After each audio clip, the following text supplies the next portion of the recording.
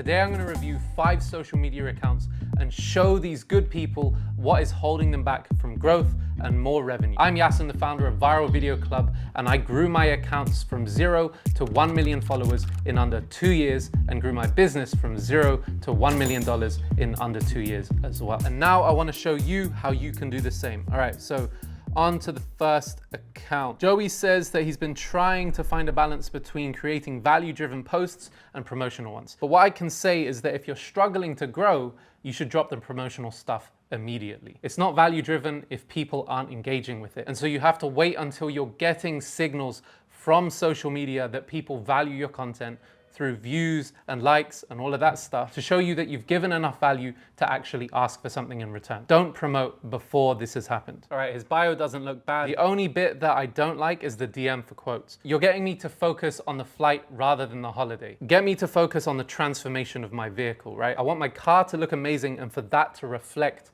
on who I am. But make sure you change it so it's focused on the outcome. All right, let's check out a piece of content. That means we take it. Emojis are not premium. So if you're saying that you're premium, be careful about when you use them and when you don't. Yes, they might increase engagement, but we have to think about whether it aligns with what the brand is doing. All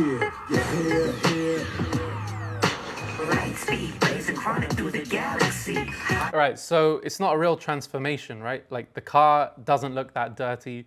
And so it's not enough for me to want to watch the whole way through. If you want this to work really, really well, if you have any friends that have amazing cars and are willing to let you make them super dirty inside and out and then transform them for free, then that's what you should do, right? The outside should be super muddy and dusty. The inside should be super messy, full of litter and crumbs in every corner. It should just look like an absolute tip. And then by the end, because of you, it transforms. When the distance between the start and the finish is small, like it is here, it doesn't give me that wow experience. It doesn't create a transformation.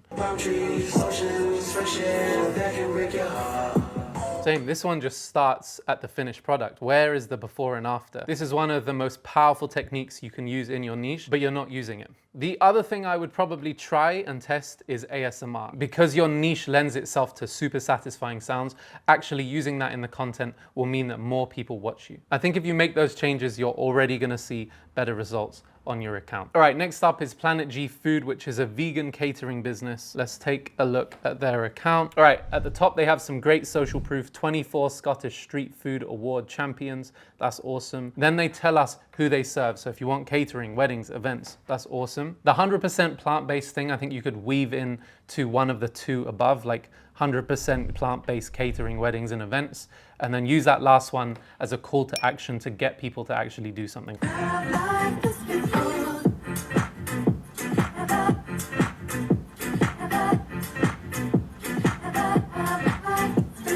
That's not a super compelling story, right? It's a gamble going to food events because you don't know if you'll have stuff left over. This time we didn't. There's not a big enough potential drop or a big enough final peak. So I can't really engage in the content.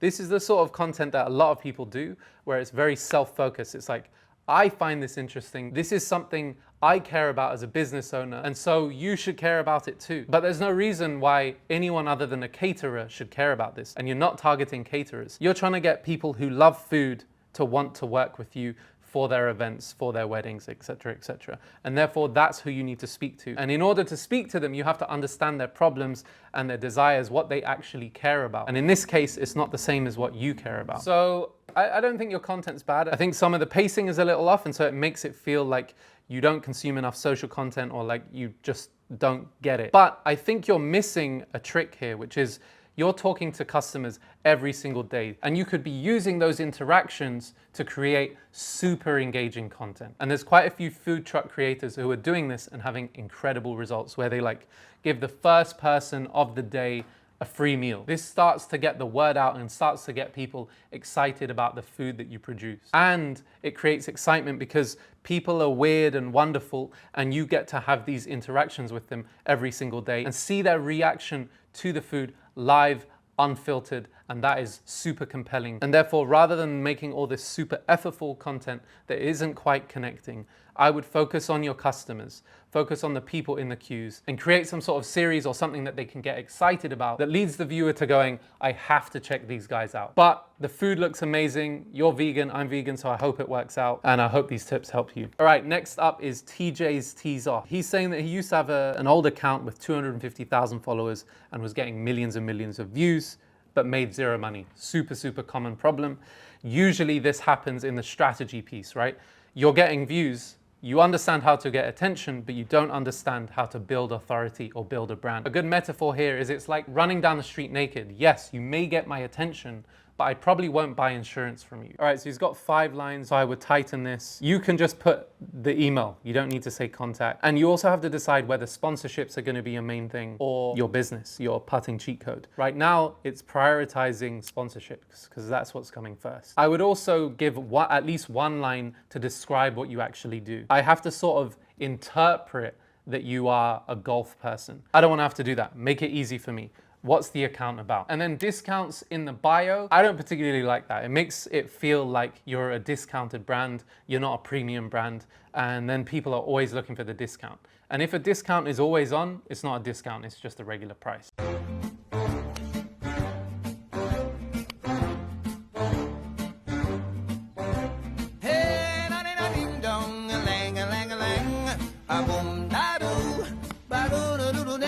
I have no context about whether this is impressive or not. How many shots does it normally take people to do this in, and what did you do it in? And then I can't actually tell if the next hole went poorly. I think that's what you're saying, but I also can't see the ball, so I don't have a clue. So the joke doesn't land for me. Suck at putting. Now what if I said I can guarantee that I can make you a better putter in less than 20 seconds? So I think that second line is a much better hook. Start the timer. And all you're going to need is one of these. It's a distance control mat, and this one is made by the putting cheat code. And I like it because it's already got the typical numbers marked for. But it's salesy. Don't make it salesy. I like that second sentence. I think as a hook it could have worked well if you just focused on giving me the value. And to be clear, you're allowed to sell, but I need value first. Next up is Carol and Thomas. They say that they've been posting daily for 2 months, testing everything from voiceovers to luxury visuals, but haven't seen real growth. The lack of results have been frustrating and made it harder to stay consistent. And they quit their jobs to travel full-time in hopes to get this page up and running, but it feels like a flop on the business side. Super common. Now, content is one aspect of this, but a lot of influencers just expect people to come to them. If you want people to pay you, you need to go to people. You need to be proactive. You're a business owner now, not just an influencer. So go to a hotel, go to an experience-based business and say, hey, we'll make you videos like this. Here's our price. And we also want the experience or the hotel to be free of charge for us. Do you want to do it? And start your pricing low enough where you'll actually start to get brands working with you, and then ramp it up as you get them results. Between the two of you, you could be sending out 100 requests a day. And doing that, there's no way you're not going to get responses and brands working with you every single week based on the quality of the content that you're putting out there. So get to work. I mean, yeah, it's incredible.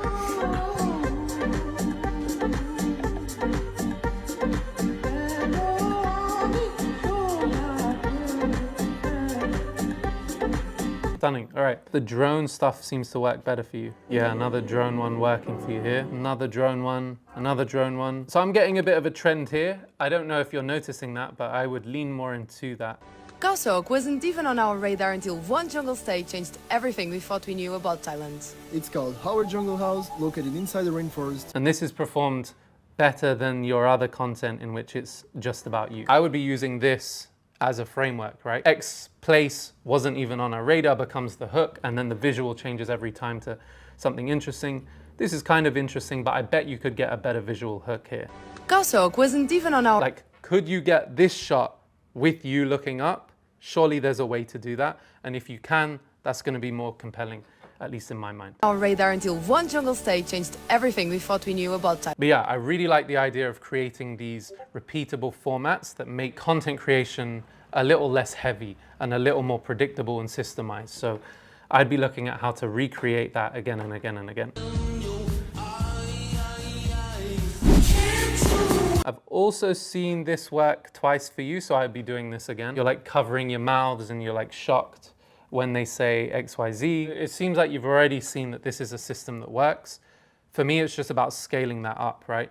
Doing that way more often. Guys, you got 10 weeks to get to the 10,000 followers. But we are nowhere near this target. Why? Like, why should I help you reach that goal in that time? What's going to happen when you hit that goal? Why should I stick around to see the process between now and then? You know, like I've seen ones where it's like, hey, I've got 10 weeks to get 10,000 followers, or I have to move back in with my parents. Way more compelling. So you can't just like expect people to follow you because you say you want followers. There has to be more to it than that. All right, and lastly, Yousef. Yousef is a fitness dude, and he says he's been struggling with his content. He enjoys talking head videos the most, but can't seem to get engagement with them. And then he says he'd like to be more consistent, but busy work schedule and online coaching business takes so much time. Before I get into the content, I just want to say that you have to prioritize. You have to decide what you want. So do you want 4 or 10 online clients?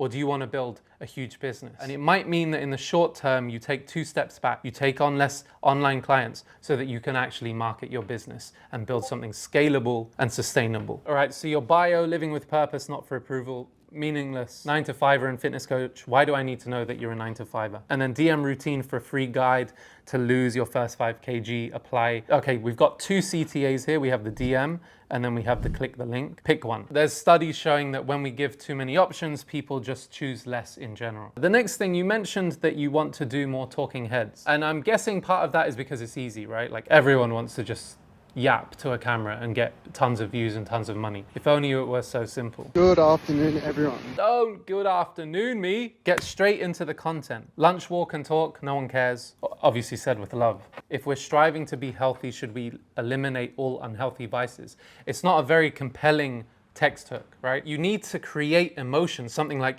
you're killing yourself if you eat Burger King. Even if that's not what you actually think, that can be the thing that pulls people in, and then you go, this is what most people think, but it's actually not true. I'm just spitballing. You're actually gonna have to think about what a good text hook looks like. But unless it makes you feel an emotion, then it's not a good text hook. And you have to cut that introduction. No one wants to hear you say hello. This is like the only chance we get in the video to hook people. The first 1, 2, 3 seconds. And you're wasting that real estate with, hello guys. In an effort to be healthier, is it fine to still have unhealthy vices? Your verbal hook is basically the same as the text hook. So once again, wasted real estate. Have them do different things so that you get 2 opportunities to hook people. What I'm seeing here is you want to do talking head because it's easy and it's nice and you can just say what you're thinking. It's low lift, right? Especially if you're busy with a 9-to-5 and then your online clients. But the truth is you have to earn the respect to just yap. You can't start out that way unless you're exceptionally gifted. Most of the people you see that are able to yap did something else first. Alex Hormozy, for example, he can now yap about his relationship and how to get protein at a gas station and everyone still listens. You can't do that. I can't do that because we haven't built up that level of authority where people care about everything we have to say. Therefore, we have to make the content more compelling. Therefore, we have to spend time on strategy, ideating, scripting to make the content more compelling. Use content formats that are low lift but already working even for people with less time, like green screens, reacts, street interviews, these sorts of things. Don't start with a format that literally everyone can do and wants to do, which is like just pick up their phone and start yapping. Everyone has access to it, therefore it's the most competitive style of content you could possibly make, and unless you're truly gifted, it's not gonna work. If you want your account roasted, click the link below, and if you wanna see some more accounts get roasted,